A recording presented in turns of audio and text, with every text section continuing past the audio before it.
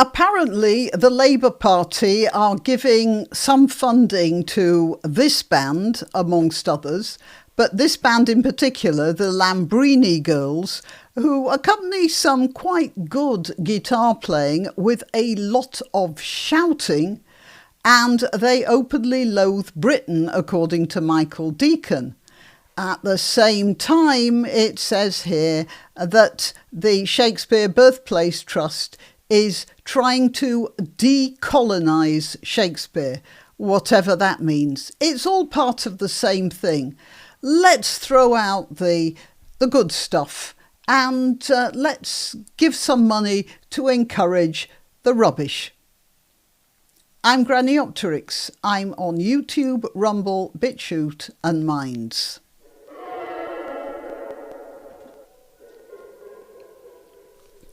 You see, I don't mind arts grants generally, but the Beatles didn't need a grant to keep their artistic heads above water. Led Zeppelin didn't need one. Rolling Stones, Pink Floyd and David Bowie didn't need anything from the government because they wrote good songs that people liked to listen to. And that's the point. That was Shakespeare. He also thought along commercial lines. He wrote plays that flattered his patrons, and he wrote plays that appealed to the groundlings. He didn't need grants. He got patronage and earned his money by with receipts at the Globe, and that's about it. And you may wonder why the government is setting aside a £1.6 million grant from the Music Export Growth Scheme. Lisa Nandy, the Culture Secretary, hailed all the grants recipients, including the Lambrini Girls, as the best of British culture. No, they're not the best of British culture. They're nowhere near the best. That's why they need grants. And Lisa Nandy, I suspect, knows as much about culture as Diane Abbott knows about mathematics and Rachel Reeves knows about economics.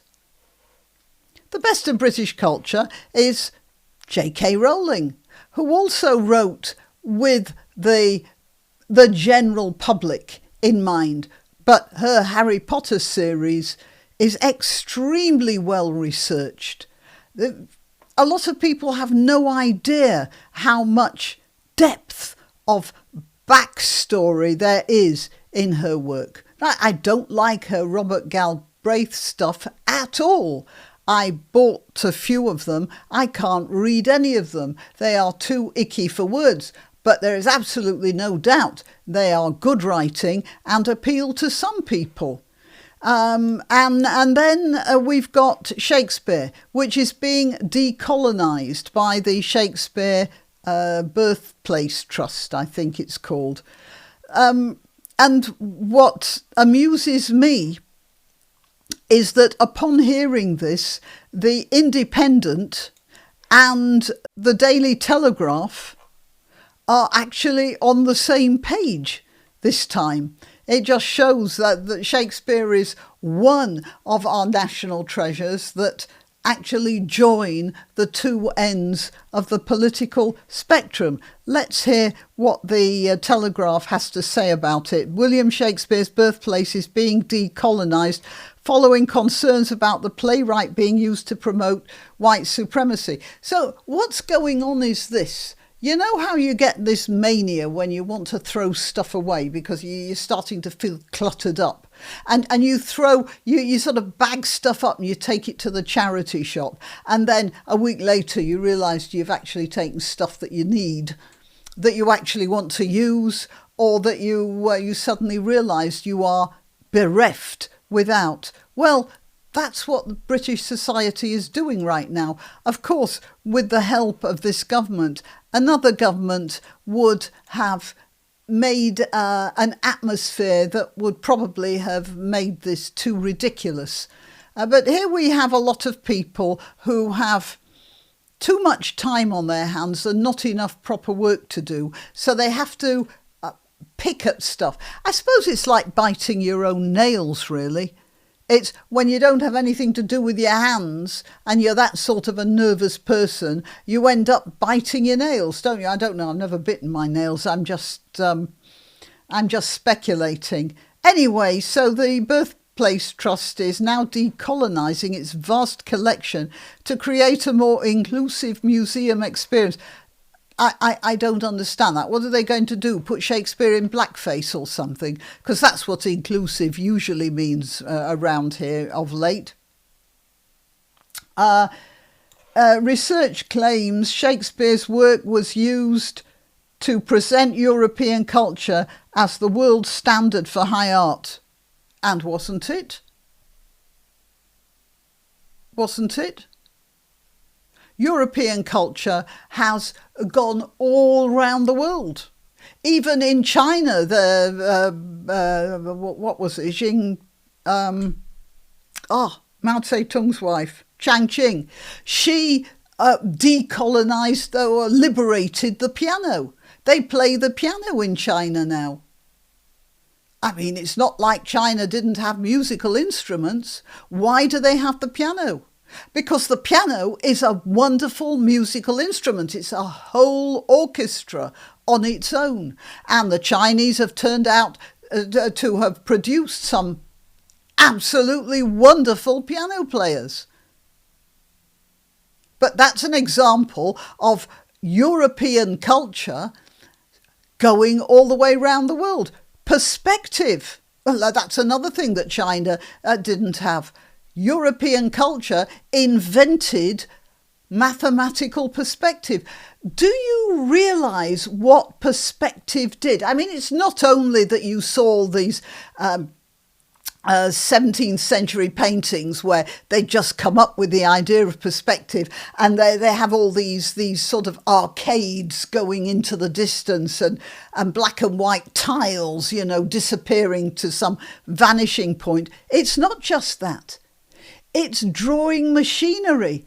100 years later, when they were inventing looms and other sorts of machines, you should see the mess the Chinese made of trying to draw the looms so that people in China could build them.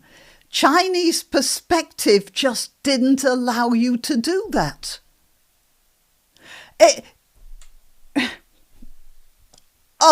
Throw my hands up. Yes, European culture is still the world standard. I'm not saying that other countries don't have great cultures, beautiful paintings, wonderful sculptures, sagas and poetry. I'm not saying that they have no place. But if you look at what European culture has given the world, there's just no comparison. And back to China.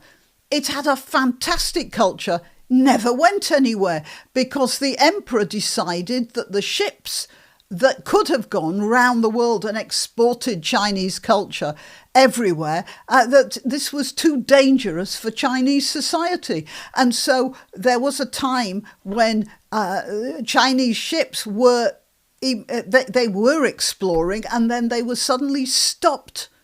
They couldn't go any more than a certain amount of a certain distance from the Chinese coast. Well, China did have a wonderful culture, but a lot of it was locked up.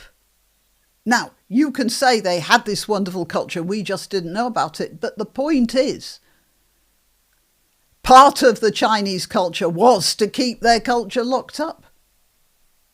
Right, so yes, there's no thing you can say about European culture that doesn't involve the whole world.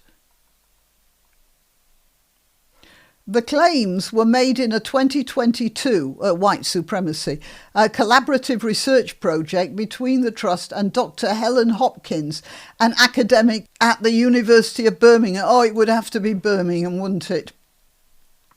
Let me show you what's going on in Walsall. I have hang on, I'll stop here because I have a clip which I was going to use for another video, but let's just talk about Walsall is, well, part of the Birmingham conurbation, really. Just a minute, I'll see if I can find it. Yeah, here we are.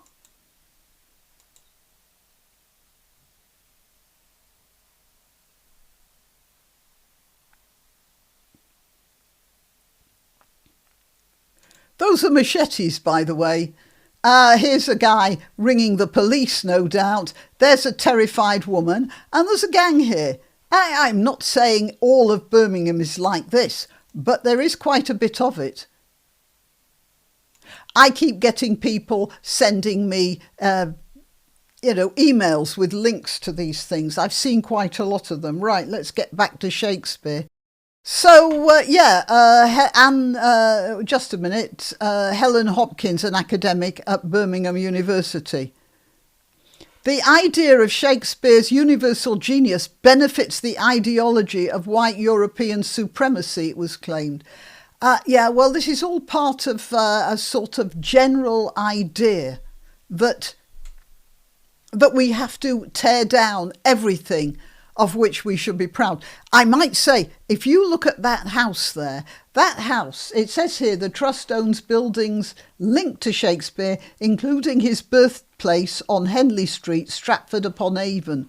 That house is 600 years old. And it's made mostly of wood. I'd say that's an achievement in itself. It's something we can be proud of, that the 17th or 16th century architects came up with a formula for building houses of wood and of something called lath and plaster, which is you get twigs or willow branches or something and you make a sort of basket work wall and then you plaster over it. And the best thing about that is it's extremely flexible. So even if the ground moves underneath the house and the house settles a bit, the lath and plaster settles with it. It doesn't crack, it just warps a bit. Anyway, that's something we can be proud of, can't we? The Trust will continue looking at updating the current and future interpretation of objects in its collection. Interpretation? OK, I'll look at that. Thatched roofs are also a wonderful piece of construction. You use the materials you have to hand, rushes or grasses of various sorts, and it's beautiful insulation. Of course, in Elizabethan times, they were often set on fire. There's lots of talk about that. Academics taking part in the series made a number of claims, including that King Lear was about whiteness and that the character of Prince Hamlet holds racist views of black people.